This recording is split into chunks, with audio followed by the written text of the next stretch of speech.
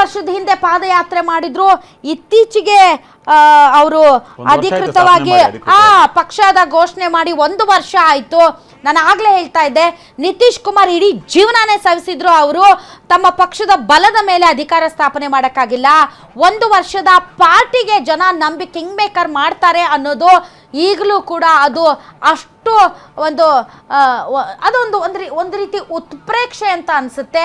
ಮತ್ತು ಬಿಹಾರದಲ್ಲಿ ಆ ವ್ಯಾಕ್ಯೂಮ್ ಇಲ್ಲ ಅಂತಂದ್ರೆ, ಈಗ ಆಮ್ ಆದ್ಮಿ ಪಾರ್ಟಿಗೆ ಹೇಗೆ ಪಂಜಾಬಲ್ಲಿ ಮತ್ತು ದೆಹಲಿಯಲ್ಲಿ 2 ರಾಷ್ಟ್ರೀಯ ಪಕ್ಷಗಳಿಂದ ಬೇಸತ್ತಂತಹ ಜನ ಬೇರೆ ಪಕ್ಷವನ್ನ ಎದುರು ನೋಡ್ತಾ ಇದ್ರು, ಆಗ ಸಿಕ್ಕಿದ್ದು ಆಮ್ ಆದ್ಮಿ ಪಾರ್ಟಿ. ಆದ್ರೆ ಬಿಹಾರದಲ್ಲಿ ಈಗಲೂ ಕೂಡ it's between Nitish Kumar and Tejashwi Yadav.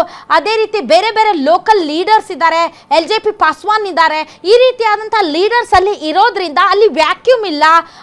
ಆದ್ದರಿಂದ ಎಲ್ಲಿ ಫಿಟ್ ಇನ್ ಆಗ್ತಾರೆ ಪ್ರಶಾಂತ್ ಕಿಶೋರ್ ಅನ್ನೋದ್ರ ಬಗ್ಗೆ ಒಂದು ದೊಡ್ಡ ಪ್ರಶ್ನೆ ಇತ್ತು.